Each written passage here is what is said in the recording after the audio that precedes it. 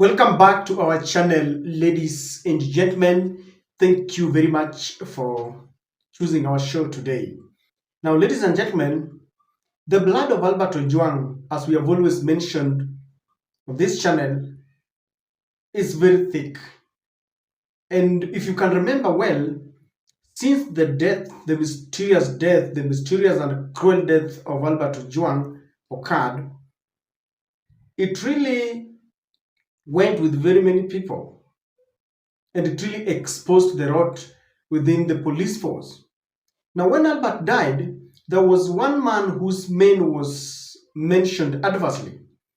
And this was and still is the Deputy Inspector General Eliud Lagat.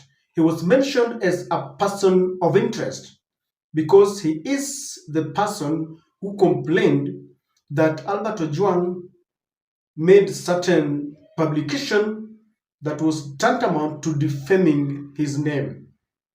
So there was a lot of pressure, and we were told that the Deputy Inspector General Eliud Lagat had stepped aside. But questions were being raised. Did he really step aside? Because I remember, we know the Kenya that we live in. There was a lot of debate. And some of us really felt that maybe he didn't step aside because, of course, there was nothing to prove. There's a letter, this letter here that we were shown, that was evidence that he really stepped aside. But you see, he did this after a lot of pressure. In fact, the day that he stepped aside, there was a planned demonstration to force him to step aside. And people have been asking, really? What is the meaning of stepping aside? Are there documents within the police force? Was there a letter that he gave to the Inspector General himself showing that he stepped aside?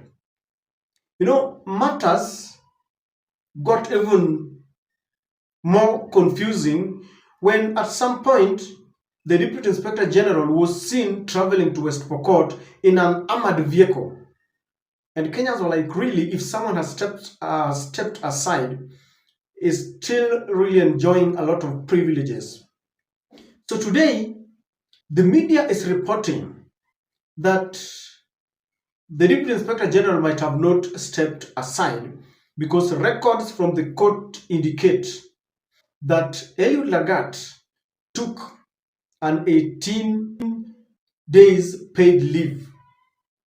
You can imagine that as people were mourning, as we were being told that he had stepped aside, he had just taken some leave to go and enjoy himself, just to cool things down.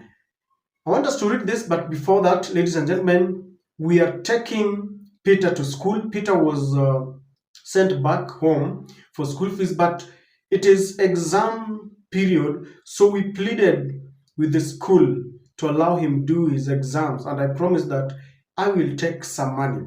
So I'm really pleading with you to help Peter. Peter is half orphan. He lost his father just a few months ago. Sawa, karibu sana.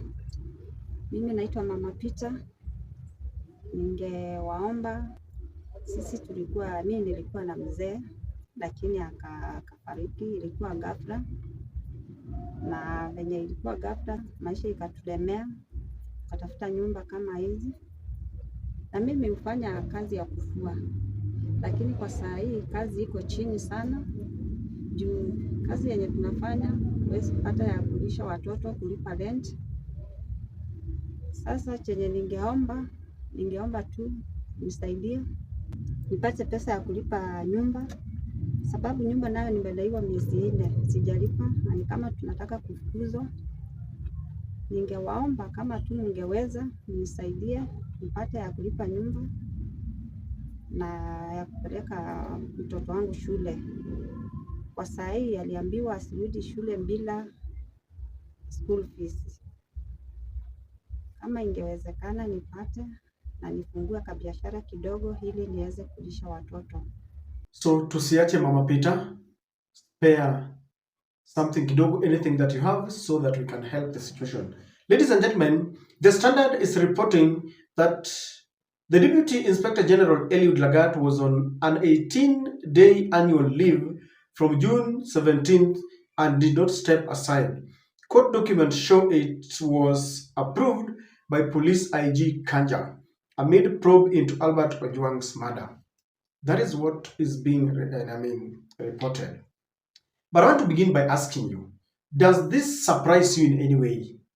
If you've known the Kenyan politics, if you have known the way Ruto does his governance, does this shock you in any way? To me, it did not. Of course, it didn't shock me, but I was a little bit surprised just because of the magnitude of the case that was before us. Now, you can only imagine that the Deputy Inspector General did not even want to step aside. It was as a result of pressure that they decided to give us what we wanted to hear. Within the police force, they knew what was happening. Lakini unajua wanasemanga sisi ni raia. So you were given, it is like having two documents when you are going for an election. One is a victory speech and another one accepting defeat. So there's one that we were given to consume if the story is true, and another was given there applying for leave.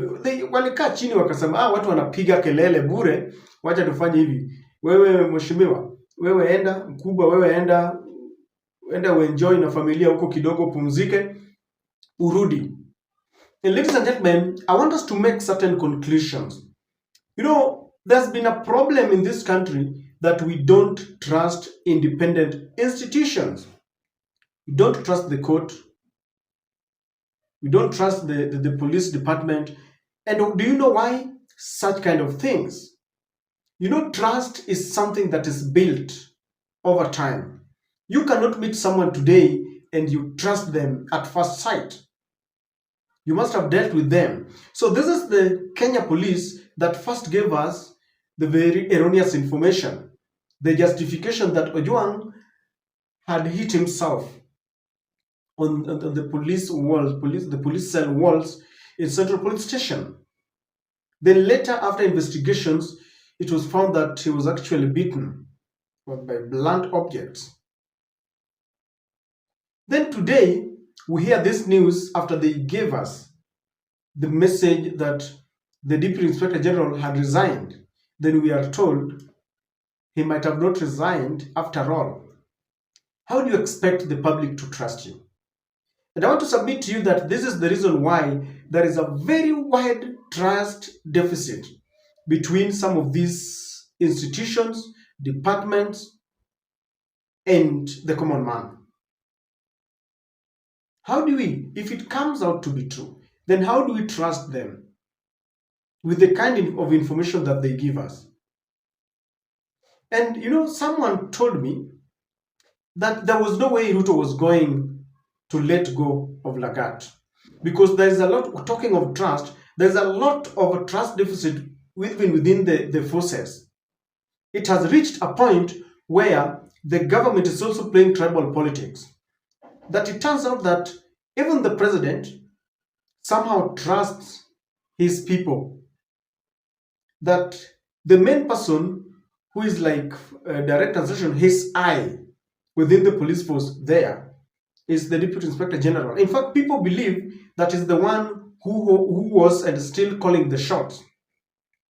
And if this turns out to be true, then it corroborates what Gachagua used to say, that there is a department within the police force that is not under the command of the Inspector General. That the one in charge is the Deputy Inspector General, Lagat. So somehow this was Ruto's man. There was no way he was going to resign, because Ruto would seem to be naked. Ruto ataonekana ni kama he's naked.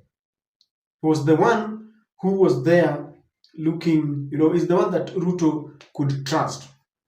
Now, it is also being rumored from the political corners that William Ruto is preparing the current Deputy Inspector General, Lagat, to take over from the current Inspector General ahead of 2027. because stakes are high, and William Ruto wants to ensure that he's got his people. Like, he now has the interior CS Murkomen. The person in charge of police operations, national operations, is his man, Bungei, who was the former Nairobi commandant. And then the IG will be Eliud Lagat. So that will be sorted because as we head to 2027, the political hits are really melting at high speed. And so people believe that one of the reasons why William Ruto could not let go, could not allow the Deputy Inspector General Eliud Lagat to resign or to step aside is because they have a mission with him. I don't know how old IG Kanja is, but I believe the Inspector General will retire before 2027. So there was no way he would allow him to step aside. Then you all know that in the very culture and the norm of William Samoei Ruto, he cannot abandon his people. We've seen people who have been retrieved from jail. We can repeat this over and over again. You saw what happened to the Aror and Kimorer case, where the judge who was handling that case said it was sabotaged by the very people and institutions that were supposed to help the case go to fruition. It was frustrated. So personally, it didn't shock me so much. I was only surprised, but going by the magnitude of this case. So as people were mourning, Lagat was given a chance to go and enjoy himself. They just wanted they wanted to cool the tempers, and they know Kenyans that will make a lot of noise, and after that, things will come back to normalcy. And that is exactly what is happening. We are waiting for any proof, and I don't know where the proof is coming from. If it is from the courts, then that it is. So, ladies and gentlemen, this only goes out to confirm our fears. That's my take.